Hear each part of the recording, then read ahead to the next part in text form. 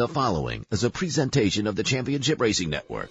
Crossed Flags, a racing podcast. It's your midweek fix for racing news and information. Brought to you by the Championship Racing Network.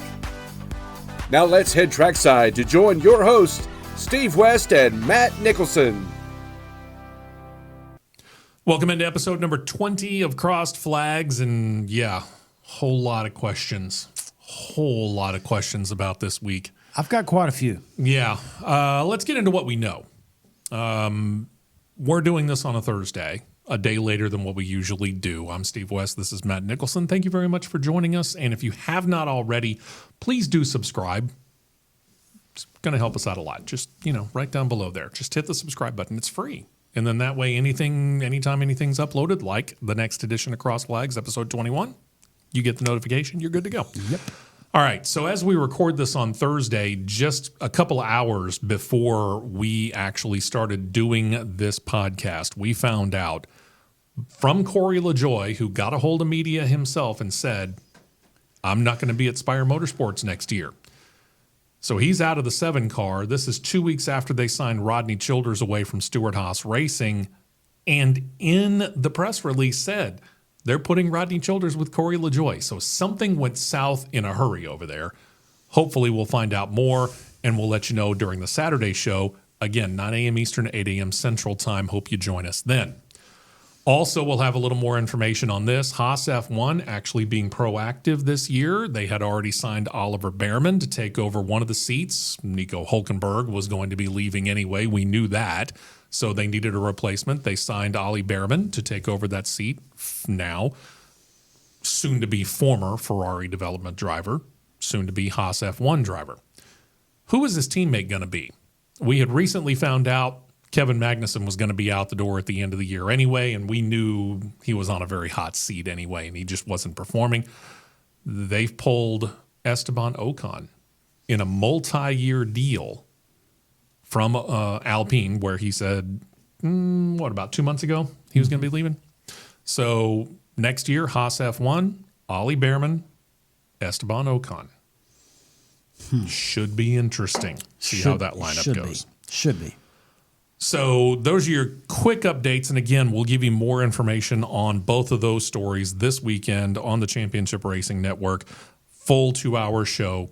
You can find it on CRN Live. Again, 9 a.m. Eastern, 8 a.m. Central Time. Hope you join us on Saturday morning. We've been keeping you updated also on John Force, and this is where our latest statement from the Force family will be coming in as well. So we're going to show that to you on the screen here and kind of give you an idea of what's going on. Real quick review. John Force, of course, about a month ago now, got into a major wreck at Virginia Motorsports Park. As he was hit the start-finish line, he could not even get the parachute out. And at 300-plus miles per hour, the engine absolutely exploded.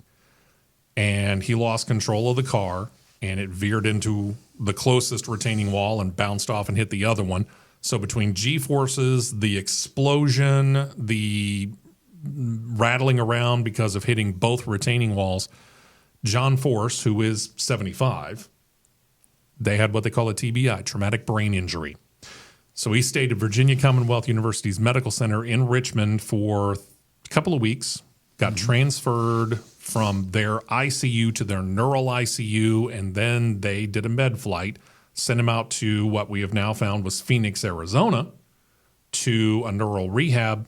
He'd only been there a week? 30 days. Not in the Phoenix location is what I'm saying. Oh, yeah. I think 2 weeks at the most. Okay. I think 2.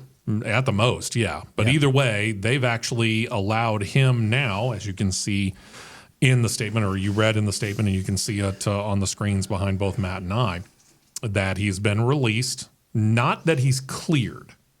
That's the thing that we need to understand. But the progress here is what's important. He's been released, and he will continue his rehab for this situation, but it will be on an outpatient situation from this point on. He no longer is a resident of any medical facility. He can do this on an outpatient situation, and that is good. He does still have some cognitive issues that he's dealing with. So I doubt seriously there's any way. And even if I was John Force, right, knowing I would want to get back in the car as soon as possible, I would not press it to try to even figure this out before the end of the year. Yeah, especially not when you've got a broken wrist as well, combined with the brain injuries that you have and your rehab process you're going through with that, as well as a broken collarbone. Because I don't think I would want to be dealing 6 to 7 Gs in a funny car at 300 miles an hour with a broken collarbone.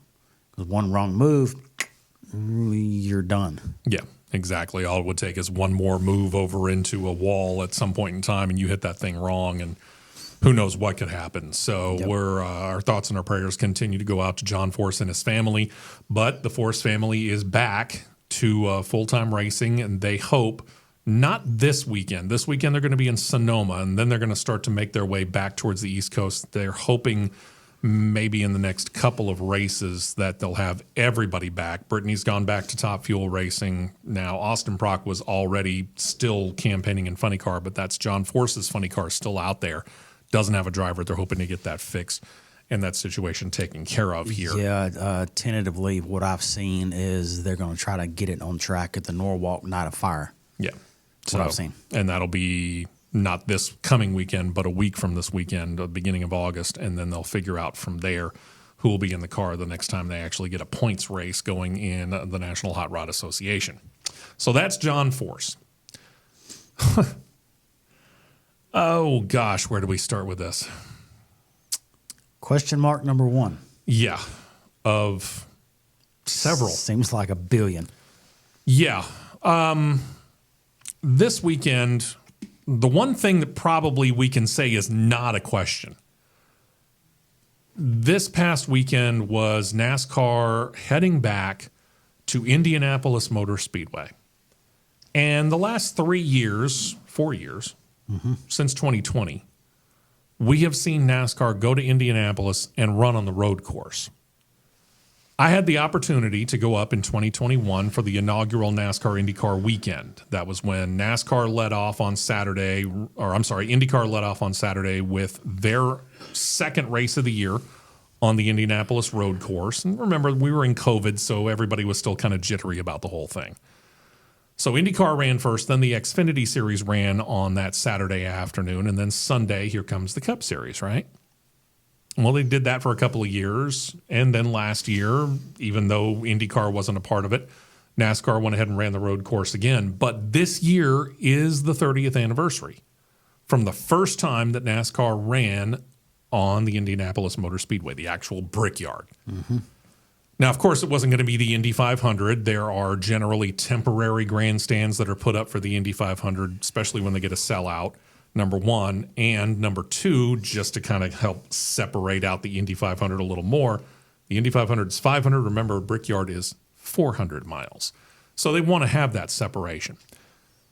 I thought it was fantastic that they went back to it. Oh, for sure. I mean, to me, about time. For sure. Having gone and watched the racing on the road course, I didn't have a problem with road course racing. I've never had a problem with road course racing. I love it personally. But I can tell you right now, at Indianapolis, it's difficult because where I was sitting with my wife and a couple of our friends, we were in the grandstands up above where up at the top, truth be told, but we had a canopy covering us, right? And we're a couple of sections away from the actual yard of bricks, the front stretch where the start-finish line is. I can tell you right now, the sight lines there, horrible. Yeah. What you can see from that particular angle is basically part of the road course behind the infield grandstands from the last several, 5 turns maybe, coming down onto the front stretch and all the way down to turns 1 and 2. And once they get past turn 2, you can't see a thing until they get to about turn 8, maybe 9. Yep. I'd have to look at the map again just to double check and see what number it is. You're missing down from turn 3 and 4 of the road course down Holman Boulevard. I think it's to like turn 7, turn 8. You're missing a vast majority of that. because of the pagoda that they've got there, which is a really cool looking thing, don't get me wrong. But because of that pagoda that's there and because of the infield grandstands that are there, it just ruins the sightline. And that was one of the problems with it. And number two, it doesn't hold the same prestige as running on that classic rectangular 2.5 mile oval. Agreed. Fully agree. So to be back to the Brickyard and be back to being able to actually call this a crown jewel race was really good. And the racing was good. There's no doubt about it. The racing was actually better than what we have seen in a while on the Brickyard because something about that old car, if you were able to get out front, that clean air, you were gone. And it was hard for anybody to catch you. And even if they could, to pass you was an entirely different story. There's something about these Gen 7 cars that does seem to have made racing on 1.5-mile tracks and bigger a little bit better. Most of them. Most of them. True. Most of them. I'll agree.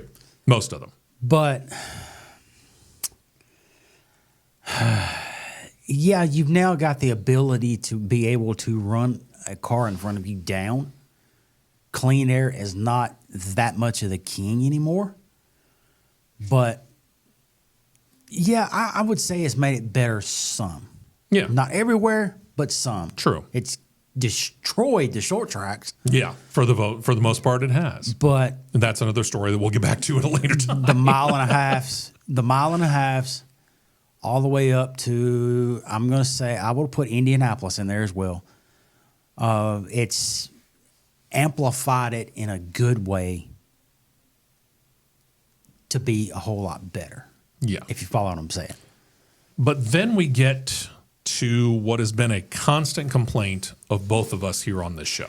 The people in the tower. And the massive inconsistency when it comes to those people in the tower. There are some really good officials there, and then there are some people who we just wonder how in the heck did they get their job. We've talked about that. I think we mentioned that last week on this particular podcast. And it showed up in two factors. Elton Sawyer being one. One where Ryan Blaney, and I don't think Ryan Blaney has as big of a base for an argument as he thinks he does, but I understand where his argument comes in. If you're on the outside lane at Indianapolis, you're kind of screwed. Yeah, you are screwed, but here's where Ryan Blaney's argument falls apart. They're coming to a restart, which is going to be the green-white checkered restart, and Brad Keselowski is the control car as they do the choose. So he obviously takes the inside lane. Ryan Blaney took the outside lane. As they're coming to the restart, as the pace car pulls off onto pit road, Brad Keselowski followed. And then Kyle Larson had the chance to jump up because that's been the rule for ever. yeah, the whole row moves up one spot. Yeah. One row, not one spot, but one row. Ryan Blaney immediately went into a tirade thinking and saying that Kyle Larson jumped the restart. SMT data has a hard time confirming that. So really Ryan Blaney doesn't have a whole lot of ground to stand on here. In this case, I would say NASCAR was in the right in letting it go. It was because it was the deception of how it looked to where it made it look like Larson jumped first. Mm-hmm. But with that SMT data shows that they fired off at the exact same point. And that momentum that he had rolling up forward made it look like he jumped. But when those cars launched at the same time and the computer data within the SMT confirms that, your point's invalid. Yeah. So Ryan Blaney, sorry, we don't agree with you. On the other hand, we may have another argument. We're going to go into more detail on this during Saturday's show as well. NASCAR is going to attempt to put in a system or allow the teams to put in a system that's going to allow these cars the chance to lift up the car so it can actually roll. If you get, well, let's face it, if you get more than one flat tire on these new next-gen cars, you're beached. You can't go anywhere. The way that they're built, these things sit on the ground and you just can't get enough traction to be able to get that car moving from a dead stop. Like I said, we'll go into detail on the system that NASCAR's worked up. It just sounds very, very weird. I'm waiting to see who the first person is that tries to beat the system. Because you know they will. The rear of the car in the air during race traffic and get a little bit more downforce. Mm-hmm. And yes, somebody's going to beat this system somewhere. Absolutely. But where this system comes into play is the latest edition of Who Got Beached. Ryan Preece and Chase Elliott were running up near the top 10 or inside the top 10. I can't remember which, but it was near the top 10. They were. On the restart, they come off of turn 2. Preece and Elliott get into each other. It spins Preece out. He spins to the inside, hits the inside wall, flattens at least 2 tires. Maybe it was 3. It was 2. Preece actually ran out of fuel. And he ran out of fuel. Yep. So the car is beached. It's sitting there. Just off of turn 2, right barely off the track. Barely. Here's where the inconsistency comes in.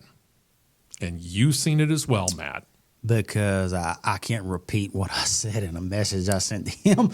Well, but, yeah, not in the family type show that we're trying to do here. True. I was livid.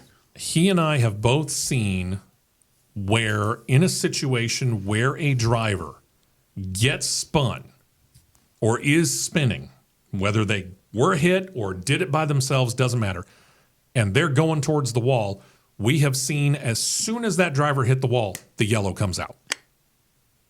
That fast. Just like the paint caution that come out of Texas at the All-Star race in 2022. Yeah. I mean, the caution flag flies immediately. Why? Potential debris on the track, plus you got a car out there that may or may not be in a bad situation when the field comes back around. You see where I'm going with this? Meantime, the field goes booking down. Guess what isn't shown? Caution flag. They go all the way around turn 3, to around turn 4, hit the start-finish line at full throttle, caution flag. Why? Why'd we wait half a lap? They said that Ryan Preece was trying to get the car going. Well, I'll give you a certain amount of leeway to that point for a moment. Because, sure, if he could have gotten the car going, I wouldn't have thrown the yellow either. So I'll give you 1, depending on how fast you do it. I might give you 2. But with running out of gas and with spinning of tires, That car was going nowhere. that car ain't going nowhere. All right. And NASCAR officials should know that if you get 2 flat tires, that car pretty much isn't going to go anywhere once you've gotten to a dead stop anyway. I would love to know, and nobody from NASCAR is making the explanation that is really worth a flip about why in the world we didn't throw it. Let's put it You in want to know nicely. what? You want to know what Elton Sawyer's explanation is? Well, we gave him every opportunity to move the car, and we just felt that it needed to be thrown after the white flag flew. Yeah. All right. Here's the And problem. now he's also claiming a timing factor. Here's the problem that I've got with that part of the explanation, Elton Sawyer, and NASCAR as a whole. That means you felt like you were about to be strong-armed by NBC Sports. You had already been kicked off NBC and thrown over to the USA Network so that everybody could go to local news. So what? Were they complaining about the fact that they were missing out on the 18th airing of whatever movie that they were airing on a USA Network so that they could put the NASCAR race on? Oh, they had to go to your local news due to the fact of the presidential announcement. Okay, I'm going to say this, and by no means whatsoever, this is not a knock on anyone in this room. This is actually a fantastic compliment. The way some of these officials are in this booth, as much inexperience and is still learning about motorsports in general right now, Molly Robinson can officiate a race better than they can. Mm-hmm. She'd have thrown a yellow flag She'd have thrown the yellow. much faster. She would have understood yellow flag goes right here. This is why they have 2 spotters at Indianapolis. The primary spotters were covering the short chute from 1 and 2 into 2 down to the. I just messed myself up. The exit of 4, all the way down the front stretch, through turns 1 and to the exit of 2. Your secondary spotter had the exit of 2 all the way down into 3 into the exit of 4. Why do you think that goes? Let's go back to that sightline conversation I had earlier in this podcast. The spotters in turn 3 were screaming, car stopped on the bottom, car stopped on the bottom. Why are we still green? He turned the car around. Oh, we wanted to give him every opportunity to move. Give me a break. Explanation doesn't hold water. When he turned the car around and he's in the bottom of the racing groove, and you got 30-something other cars coming full steam ahead at you, no. Yeah. Why do you wait to throw it? Look, Kyle Larson was going to win that race regardless. Yeah, he had the gasoline. That was no problem. He had the fuel. He had the freshest tires of anybody, and he sliced his way up to that field. You wouldn't deny Larson. But when you wait till the white flag's taken and then throw it, there's where you create these garbage, ridiculous social media conspiracy theories, and therefore you have to put your bell cow Elton Sawyer on a Sirius XM in front of TV and God and all creation just to go, well this, well that. Elton, I said it on this platform. You have sat in a seat. You know what it's like to be behind a 5-point harness. Officiate the race and talk like you're behind the wheel. Yeah. We still don't understand why they kept that flag in their pocket. And truth be told, we can say the exact same thing about IndyCar this weekend.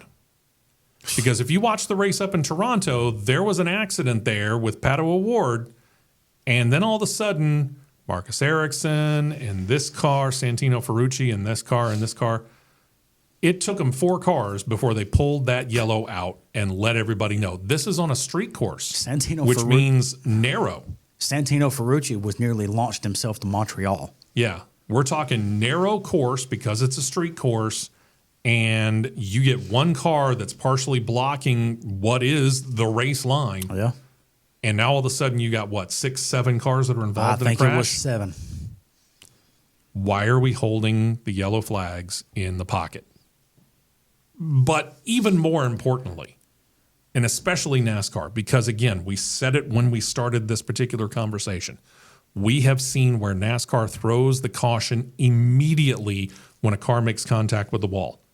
Why didn't that happen here? We can say this. We've seen a NASCAR official's booth.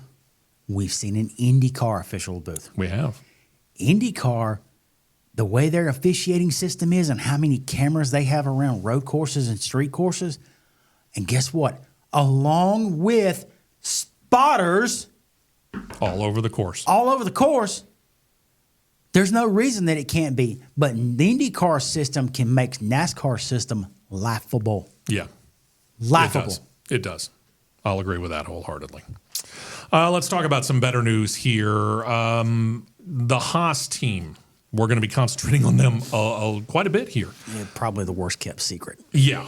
We were not surprised by this news. We just talked to you about Haas F1 signing Esteban Ocon to pair him with Ollie Behrman next year. That's the F1 side. On the NASCAR side, obviously Stewart Haas Racing is going away in favor of the Haas factory team. Well, this week, they finally made their decision on who was going to be driving their singular cup car, supposedly. I still get the funny feeling they might keep one of those other. Probably. Okay. But either way, we found out that they are going to have, they're going to keep. It's probably the better way to put it. They're going to keep Cole Custer. I know, we're all shocked. They're going to promote him back up to the Cup Series after this year is over, which means back down to the Xfinity Series for 2 years, having won a title. And considering the fact that he won at Pocono, he's locked into the playoffs to try to defend that title. Yep. But next year, he goes back up to the Cup Series. He is going to take the 41 car. That is going to be the number if they are a lone Cup Series operation. That will be their number, 41. Okay, great. This also means this. Ryan Preece, gone. That means the entirety of the 4-car Cup operation of Stewart Haas Racing next year, out. Noah Gragson's already found his seat. Josh Berry's found his seat. And Chase Briscoe found his seat. Ryan Briscoe, though, becomes a free agent. Preece. Ryan Preece. Ryan Preece becomes a free agent. I know I'm confusing people. I'm confusing myself. So welcome to it. So Ryan Preece is a free agent. Riley Herbst is a free agent at this moment. Let's get back to Cole here. Yeah, I think I know where he's going. Cole Custer gets back up to the Cup Series. This is a not unexpected move. Again, it's Joe Custer, his dad, is going to be the vice president of operations or president of operations, I think, next year when this officially becomes the Haas factory team. Joe's not going to let his son go anywhere if he can't help it, and sure enough. And here's the thing. Cole's not a bad driver. Anywhere where Cole Custer has been in a seat, Joe Custer has had a direct link to it. Sure. But Cole's not a bad driver. Cole's a good driver. There's a reason why he's won races at the Xfinity level and is a champion there. And he does have a race win in the Cup Series. Next year is going to be an uphill battle. Yes, they're signed a technical alliance with RFK Racing, which means good things for them. Sure. But at the same time, you're still a single car Cup Series operation. Ask JTG Dougherty about that. And how well is that working? Yeah. Okay. That's a double-edged sword right there. I get it. It's an uphill battle. Is it an impossible battle? No. Is it an uphill battle? Absolutely. Impossible battle? No. See Furniture Row. Yeah. But it is an uphill battle, and not that this is the exact same thing, but when you're talking about an operation that's got 2 cars and has been looking to expand potentially to 3, talking RFK Racing, and then you've got this allied team that's over there, that sounds a lot like Team Penske along with the Wood Brothers, doesn't it? Kind of does. Take a look at the performance of Team Penske and the 2 and the 12 and the 22 and compare that to the performance of the 21 of the Wood Brothers. See where I'm going with that. Yep. So that's why I say this will be an uphill battle. Is it an impossible battle? No. Can Cole Custer win? Yes. Is it going to be on a regular basis? I can't answer that. Am I interviewing myself on my podcast? I am. So be aware of that. But anyway, congratulations to Cole. He's back to the Cup Series as of 2025. Riley Herbst has been talked to and been offered to stay in the Xfinity Series ride by the Haas factory operation. Mm-hmm. While you have the bird in the hand, I get that. If I'm Riley, I'm not answering that question immediately. No. And there's a reason why. I'll let you explain. There is a reason why, because when you think about when you push like the little Ring doorbells or the Blink doorbells and you look in and you see that face in the door and you want to know who it is, well, his little doorbell's been pushed and Denny Hamlin and Michael Jordan's been in the little camera frame going, "Hey, buddy." Think about this. For next year, Josh Berry's going to the 21 Wood Brothers car. Yep. Not the worst. Again, not the best. You're allied with Team Penske. Hopefully they help you out a little bit more. Noah Gragson, not a bad ride for him either. I think with the Wood Brothers situation, you're going to find out, and it's going to determine what my golden rule saying is on this show and these platforms. You're going to find out really quick if it was the car or if it was the driver. Very true. Really quick. Noah Gragson landed on his feet quite nicely. He's going to take over effectively the seat that Michael McDowell left at Front Row Motorsports. That's a team that's up and coming. I don't have a problem with that move. They're climbing. Arguably the best move up until now has been Chase Briscoe. Chase Briscoe's going to Joe Gibbs Racing to take on the 19 car. He kind of landed on one of those Serta Ultra Cloud mattresses where when you lay down on it, you sink into it about 1.5 feet. He's on one of those. That's called tripping upstairs, ladies and gentlemen. It is. That's an improvement. I mean, I sit here telling you I am a Stewart Haas Racing fan. I can tell you right now, the Joe Gibbs Racing cars are better than the SHR cars. Flat out. Yep. Chase Briscoe's going to a nice situation. He is. Very nice situation.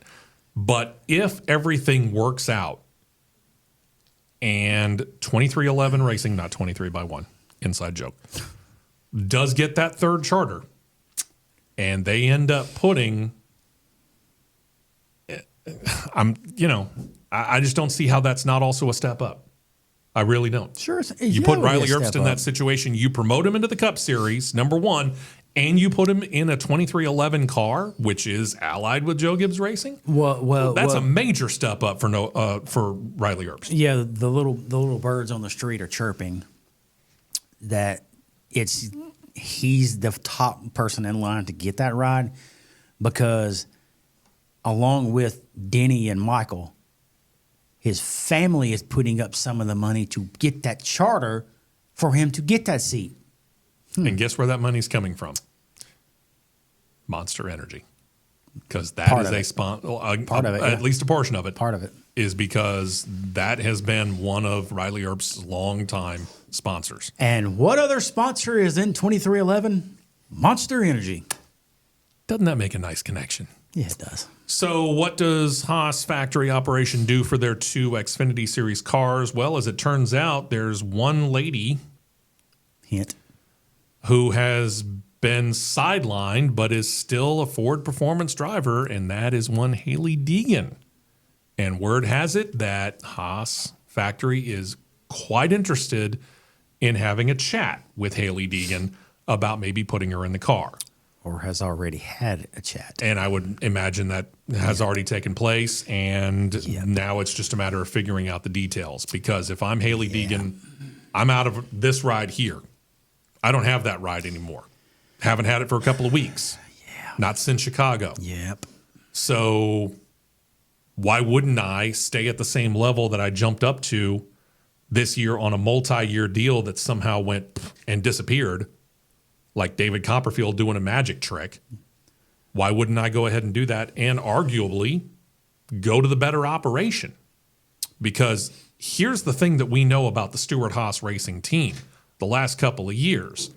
Yeah, the Cup Series operation's been down, but that Xfinity Series operation wins and wins titles. And there's another connection here to this as well. One sponsor for Stewart-Haas in the Xfinity, Monster Energy. Who else sponsors Hailie Deegan? Monster Energy. We noticing a trend here? Yeah, I think we got a trend going here. So it wouldn't surprise me if she's in either the 98 or the 0 next year. Probably the 98. That way you don't have to change the paint scheme. All you have to do is change the name. Change the name on the door. We'll keep an eye on that for you and see what happens with the other Haas factory operation car as well, and see what's going to happen when they finally get their lineup set. And again, I'm not thoroughly convinced yet that both of those charters that Haas or Stewart-Haas Racing still has up for sale, I'm not thoroughly convinced both of them are going to sell. One of them, pretty certain. But I wouldn't be terribly surprised if the Haas factory team fields 2 cars next year. Wouldn't shock me at all. Nope. And then that brings us back over to the fine folks in Formula One, because we questioned the officiating process when it came to IndyCar and NASCAR. But for a long time here, when it comes to Formula One, we have questioned the idea of team orders. And this is where McLaren comes into play. McLaren and their 2 drivers, Lando Norris, Oscar Piastri, they have been running very, very well this year. Very, very well. Picked it up a lot. Yeah. The whole team has picked it up very nicely. Lando Norris is actually second in points. He's got a long row to hoe if he's going to be able to catch Max Verstappen, but at this point in time, it's certainly more than mathematically possible for Lando Norris to come up and be a major challenger to Max Verstappen at the top of the points rundown for Formula One. And Lando Norris got the pole for last weekend in Hungary. Mm-hmm. But the guy who won the race was Oscar Piastri, and congratulations to him. He claims his first ever win in Formula One. But the thing about it is while Oscar was able to get past Lando Norris after the start of the race, lap 2 or 3? I mean, It was pretty rapid fire. Mm-hmm. When it came time to go through their strategy situation and they made the last call for them to come into the pits and get themselves new tires, you don't refuel in Formula One, in case you don't know that. But when they came in to come in and get newer tires to make it to the end of the race, They called Lando Norris in first. Okay, that's fine. Call Lando in first. Then they call Oscar Piastri in the next lap. Well, as it turned out, that was close enough to allow Lando Norris to retake the lead. So here's Oscar Piastri in second place, who is kind of legitimately complaining, hey, listen, I was the guy in the lead and I was not really being challenged by Lando. Can I get the lead back? Well, the fine folks at the McLaren front office decide, you know what? Lando's got a point. He was in the lead and it was our strategy call that took him out of the lead. So they start calling on Lando, who's leading the race, and again is a championship contender, to give the lead back to Oscar. Lando complained loudly for several laps. And he had every single right to do so. Yeah. Why in the world does F1 insist on having team orders? You're ruining motorsports in general. Yeah. Here's the thing. Period. Strategy calls are strategy calls. Live with it. And here's the deal. If Oscar Piastri can get back out there and he can legitimately pass Lando Norris and do it cleanly, you'll let him. But if he can't, don't make him. Don't game the system this much. You are going to win the race. And if Lando Norris had won the race, he would have closed up that much more on Max Verstappen and maybe given you an even better mathematical chance to go for the title this year. That is true. But you actually hamstrung him because you decided you needed to have team orders. Makes no sense. That would be like if I was the team principal here. I call in Steve first I'm Andres Stella. I'm calling in Steve to get tires first. Put on the softs. Let's make a mad dash to the end. Next lap, I'm calling Molly in. She comes in, gets her 4. But yet, we've got a problem because the one beat the other one off pit road. Okay. But if Steve goes and complains, because, oh, Molly beat me off. Molly's got the lead. She beat me off pit road. I want the lead back. Or vice versa. If she got mad because Steve got the lead and she had the lead before we come in, it could be either which way. Go drive the car. Beat him on the track. Mm-hmm. Just because you had the lead coming into the pits doesn't mean you've got to have it right back. Because, I was leading first. That's like a 3-year-old going, I had that first, or I had this first. Whatever. It's motorsports. Pull the little harnesses down, grip that steering wheel a little tighter, and drive. Go do your job. That's what it's about. Go and do your job. Where have we heard that before? Yeah, really. Go. Do your job. If I turn around and I was second to Molly, and after a round of pit stops, Molly's in the lead, or not in the lead anymore, I'm the one that's in the lead. If she can come out there and she can beat me on the track, I'm going to let her have it. Again, she's my teammate. Guess what? If she's legitimately faster than me, I'm going to let her go, but she better earn it. This is where you take your hands off of the headphones and don't touch those little red buttons, and you sit there and you let your drivers settle business and take care of business on the black strip. Yeah. And just like I said, the situation, if Molly could come up there and make that pass, I'm going to let her do it because she's my teammate. And I would expect the exact same situation in reverse, that she would understand if I am legitimately faster and I can beat her on the track, she would allow that pass cleanly so that we can guarantee, like they had, a 1-2 finish. That's called teamwork. But you're naturally, and this is where they messed up. You take the person that gives you your best shot at winning a driver's title, you take him out of the opportunity and cost him a minimum of 2 points. Mm. 2, maybe 3. I don't know. You cost him those points from being that much closer to the lead, all because of, I had the lead first. No. Give me a break. Doesn't work. Do it on the track.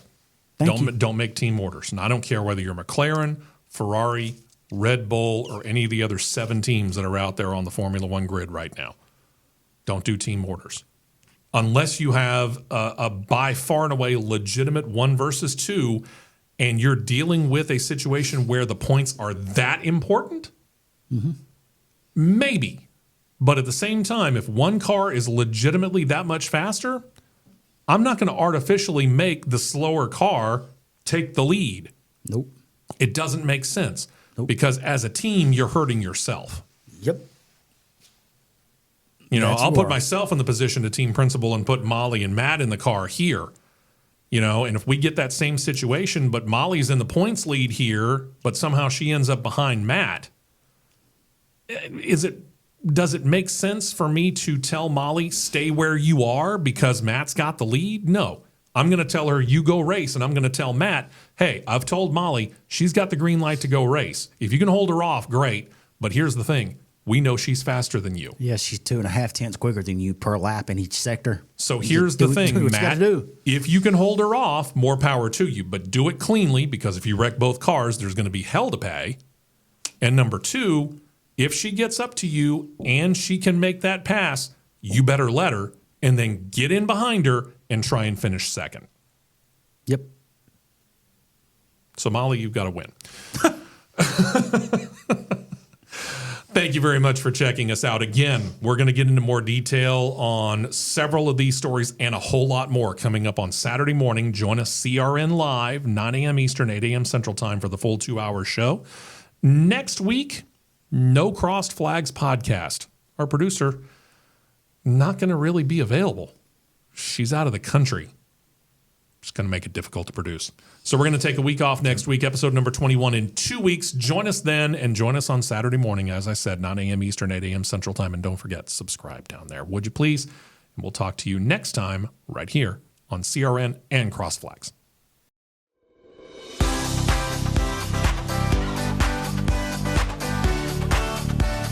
You've been listening to Crossed Flags, a racing podcast.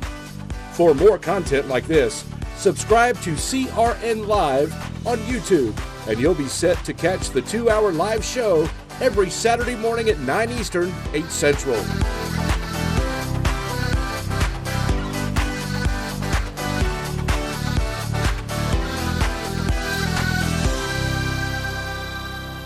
This has been a presentation of the Championship Racing Network.